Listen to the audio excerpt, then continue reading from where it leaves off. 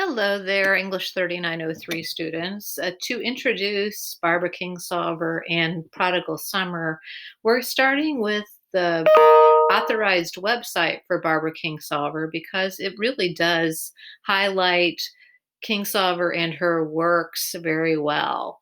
It's a very well curated website. Now, Barbara Kingsolver's biography begins with a brief biography that showcases her connections with various regions. She grew up in rural Kentucky. She earned degrees in biology from DePauw University, which is close to us, and the University of Arizona. So you already have three regions with which she's connected. She also has lived around the world and spent 2 decades in Tucson before moving back to southwestern Virginia, where she currently resides.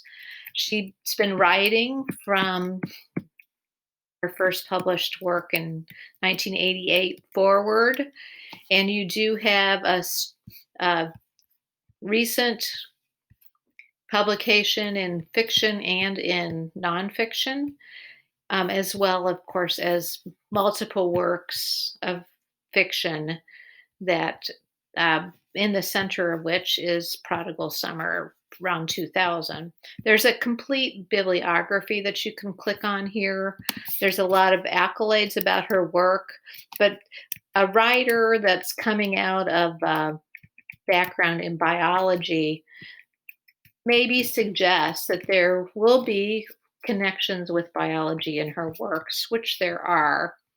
Now, this is a really, really cool way, though, that this website connects her biography with the images of her life. This is the PDF form of it. You can also do it in a slideshow. So, beginning from childhood forward, there's a mini memoir with images that demonstrates and illuminates Kingsolver's influences and how she was able to marry her biology background with her literary works. It's really, really a cool thing. So I suggest you take a look at it more closely. Whoops. Now, on this website, there's a lot of more information about each of Kingsolver's books, including, of course, Prodigal Summer. There's a mini summary of the novel, which intertwines three stories of love within what she calls a larger tapestry of lives inhabiting the forested mountains and struggling small farms of southern Appalachia, somewhere close to where she's currently living.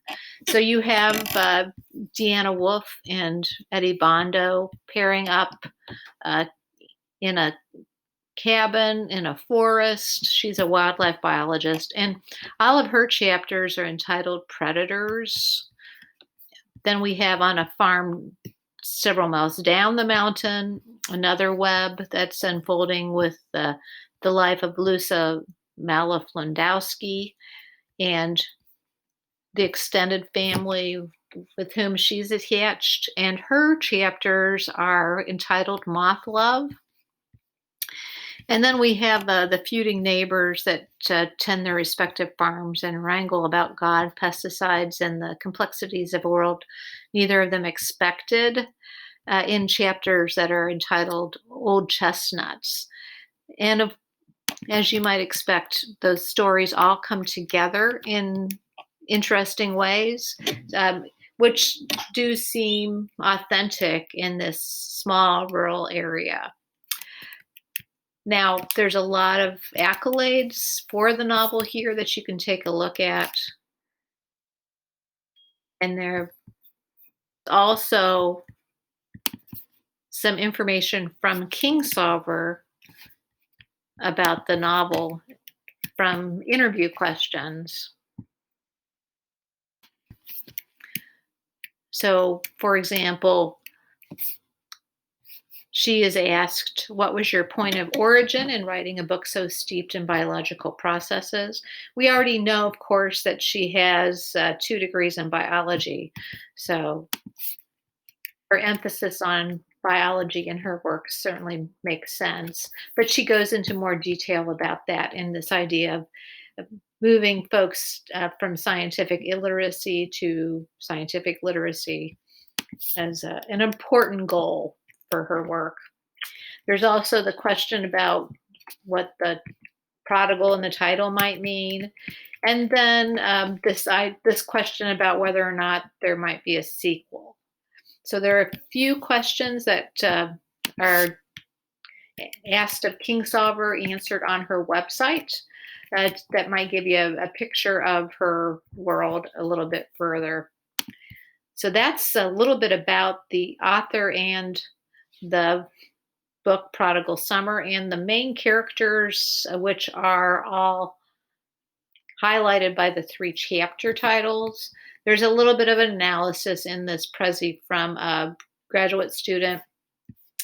And then I've also offered a little definition of environmental regionalism to give us a feel for what's perhaps happening in this work and others that she writes, as well as maybe providing us with a sense of our own region and some of the water issues that are a part of Illinois' environment and ecology, and showcase then, of course, how our approach to ecology might also connect with our lives in our home, our everyday world, our region.